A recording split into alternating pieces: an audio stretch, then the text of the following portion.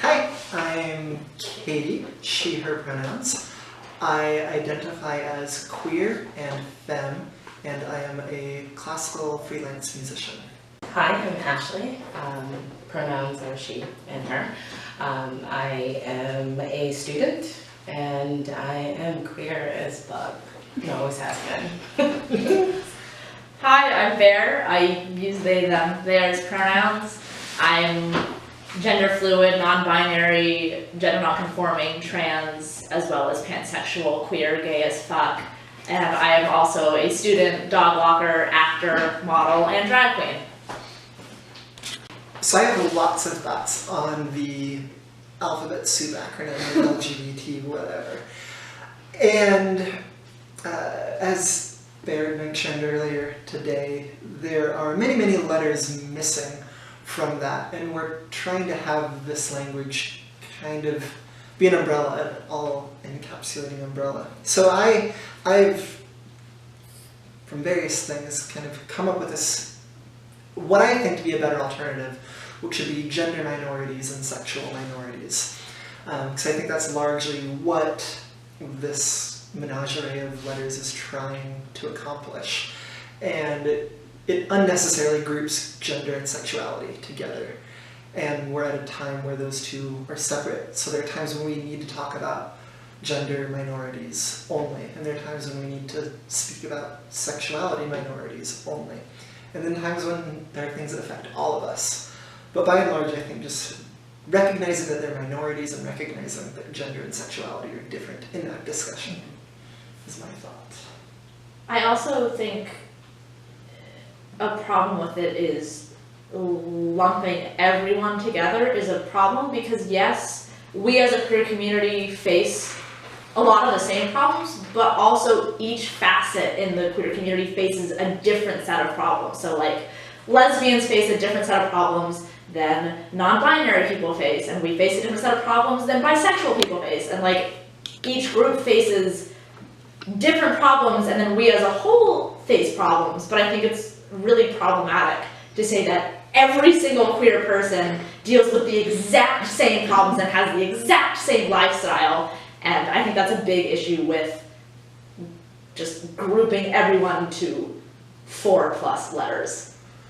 Also, I think letters are an issue because language is totally subjective, especially the English language, which is classist and racist and just ridiculous. So like, I think language in general is a problem, and using letters is not a helpful way of categorizing us. I totally agree with that. I would say I never really identified with one. I have a couple of spots that I landed on, and you know, the LGBTQ, and I ended up with Q, right? And I would say when the plus came along, right, I had never, you know, questioned my body, questioned my sexuality, so I found out that I was these things because I was told. So I always just kind of took it because it came with the package. I really didn't spend much time really thinking about how those differences matter. Mm-hmm. And so I do thank you for that. I actually never heard about it that way. So I come to understand the plus differently because I make sure I be positive. Oh, sure. So dealing with that virus, that was how I got introduced to what the plus is. I've never heard of that. Yeah, Wow. And that's what's really, so really weird, because to me that was how I learned about it. And now I've come to realize that generally people mean and then some when they mean plus. Right. But I always understood it as people who are HIV positive because we face a lot of the same discriminations, both socially and systemically. I like that so much better, because I was about to say, one of my huge problems with LGBT+ is now if you're not an L, G, B, or T, you're now put in the other category, which is my problem with like when people put an asterisk after the word trans, and when people do it to be inclusive and be like people who are not, people started doing it to be like, to include non-binary people, but by putting us in an asterisk, you're now saying that we are not trans, we're trans star. And yes, not every non-binary person does identify as trans, but by telling me that I'm not trans, like putting me in an asterisk, that's kind of how I felt about the plus. But like, if we're gonna use it in that way, I am so here for that. That I love. I'm so here for that.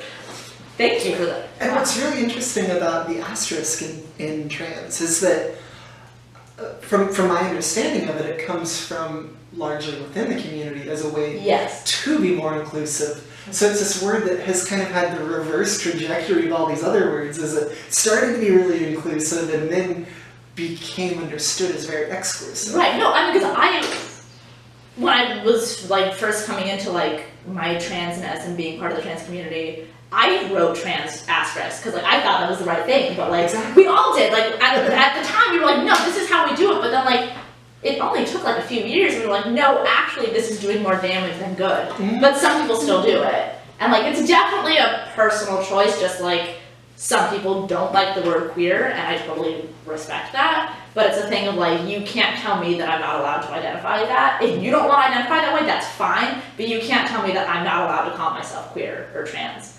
You know? I have one thing about kind of inclusion, exclusion with these terms, more or less like when do we come together, when do we not come together in these groupings.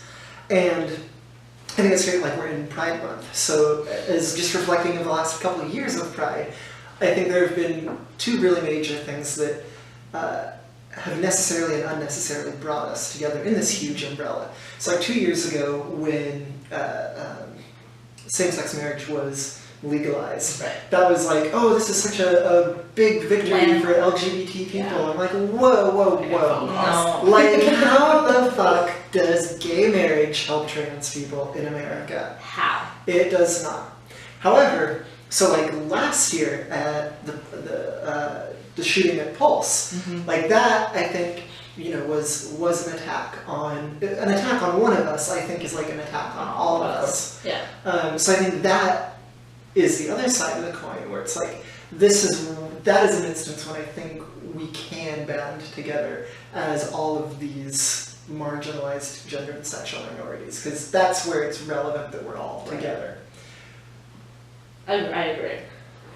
And I think that's something I talk a lot about, is the divisiveness within the queer community, and something my friend Seth has said in a different video actually. He was like, we're all fighting to see who can get the biggest crumb when we should all be demanding the whole fucking cake. So instead of each group trying to get their rights, we should all be fighting for everyone's rights together. Because if you're hurting one of us, you're hurting all of us. If one of us doesn't have rights, none of us fucking have rights. And we need to understand that all of these things are intersectional, race, gender, sexuality, class, all of the things. All of the things, the environment, that's the other one. They all go together. You can't talk about one without talking about the other. So we need to fix all of them at the same time. And instead of fighting with each other, we need to work together. Because that's a big issue I see in the queer community, is fighting over who's the gayest, who's the queerest. I'm more queer than you, and you're not allowed in the space. No, we're all queer. We all need to be fighting the man. Very true. I think the issue with that is that education. I think a lot of people just don't know to know, and they just don't know how to, how to reach out to their community, how to support someone who doesn't look like them, even in this other category. We're always pushed to the side as, being in the spectrum. So that, in large, for me, is a part of it. You never want to be someone's Wikipedia and walk them through what it means to be queer, what it means to be trans, what it means to be non-binary. But there are spaces where I pull myself back and I say, this can be an opportunity. And this can be an opportunity to put it in, just plant a seed, and it may, grow a big gay tree that brings fruit on everyone. And everyone will get it at some point. Just pass on the information. No, that's something, I have that conversation a lot, is that like, I'm not getting paid a fucking teacher's salary, I'm not educating you unless I want to. You do not, me being queer doesn't mean you automatically get an education from me. If I choose to tell you about something, you're welcome. If I don't, that's my personal choice. We have the internet, you can educate yourself. If I'm nice enough to educate you, you caught me on a good day. But most of the time, I'm gonna say, you're not paying me a teacher's salary, I'm not gonna teach you, that's your job. Well, I'll have a caveat on that, in that in my queer journey, I had a hell of a lot of people help me out and teach me and guide me. So like, I feel like we do kind of owe it to the baby queers. that- Sorry. Yeah. I meant that towards cis het people asking me for an explanation, Right. not if I'm talking to baby queers. Oh, I will tell you everything I've ever known in my life. But Immediately, like it all Like, just yeah. spills out. actually, though, like I will literally tell you everything about my gay life. My new sitcom coming out, everyone. But no, I'm sorry. I meant that in general to like cis het people who like I tell them I'm non-binary and they're like, oh, what does that mean? I'm like, oh, you have a phone. Look it up. Like, I'm not Wikipedia. Like, I'm trying to live my goddamn life, not getting paid a teacher's salary. Yeah. I'm not a teacher. So I just bring that up because like I know I try to be intimidating. However, I want to not be intimidating to people Sure. who need to learn. Yes. It's They're a willing fine to. line. And They're are willing to. Yeah. One Intuition thing- will push yeah. away from that. Yeah, like Yeah. I want to bring in our little babies Yes. and be that person. that Jump can help. in Yeah. before all the labels and Right, just right, be who you are, and then look in this bucket, and if you want to find something in it, Yeah. that's you. If it's not, then make up your own damn name and keep going and live your life.